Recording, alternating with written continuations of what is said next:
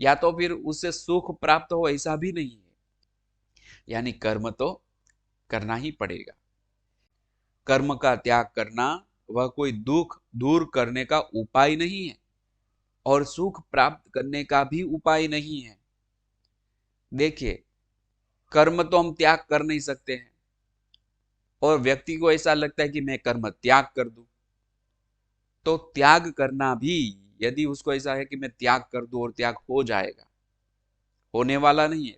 बल्कि समस्याओं से दुखी होने के बजाय कर्मयोग के माध्यम से जिम्मेदारियों को निभाएं। यानी हमें जो समस्या है उससे दुखी होने के बजाय कर्मयोग के माध्यम से जिम्मेदारियों को निभाना है, खुशी से, सूझबूझ के, अच्छे कर्म करके। कार्य को एक साधन के रूप में इस्तेमाल करके हम स्वयं का परिवर्तन करें। कार्य जो हम करते हैं वह एक साधन है, साधन आगे बढ़ने का एक साधन के रूप में इसका इस्तेमाल करना है और हमारा स्वयं का परिवर्तन करना है, यानी डेवलप करना है, विकसित करना है।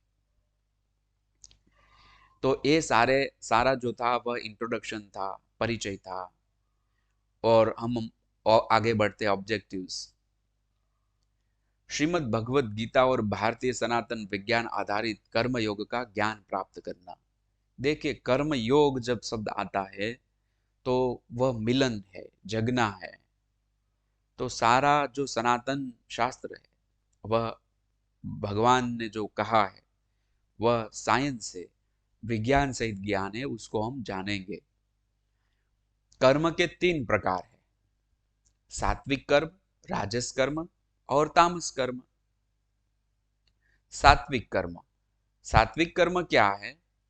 जो कर्म नियत किया हुआ, यानी कर्तव्य रूप कर्म, स्वधर्म युक्त कर्म है, कर्तापन के अभिमान से रहित होकर किया हुआ हो तथा फल की लालच और राग द्वेष के बिना किया हो, वह कर्म सात्विक कर्म है।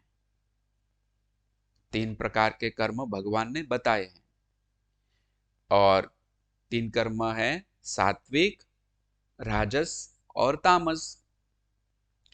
और सात्विक कर्म में भगवान ने कहा है जो कर्म नियत किया हुआ, यानी कर्तव्य रूप कर्म, हमारे प्रारब्ध में आया हुआ, स्वधर्म युक्त कर्म है, कर्तापन के अभिमान से रहित होकर, यानी मैं कर रहा हूं ऐसा अभिमान नहीं करना है, रहित होकर किया हुआ, जो हम अभिमान के बिना कर्म कर रहे हैं ऐसा कर्म, तथा फल की लालच। हमने देखा अगले श्लोकों में कि फल की लालच के बिना का, कर्म फल का त्याग करके, पजेशन नहीं करना है, फल की लालच और राग द्वेष के बिना किया हुआ हो। राग द्वेष यानी लाइक डिसलाइक। जैसे कि कभी कभी हमें ऐसा होता है कि हम लाइक करते हो तो उसका द्वंद्व होता है डिसलाइक। डिसलाइक होता है तो उससे हमें द्वेष का जन्म होता है, लाइक होता है तो राग होता है, यानी राग होता है वहां द्वेष होता है। तो दोनों की जोड़ी है, यानी राग हुआ तो द्वेष होगा, द्वेष हुआ तो राग होगा।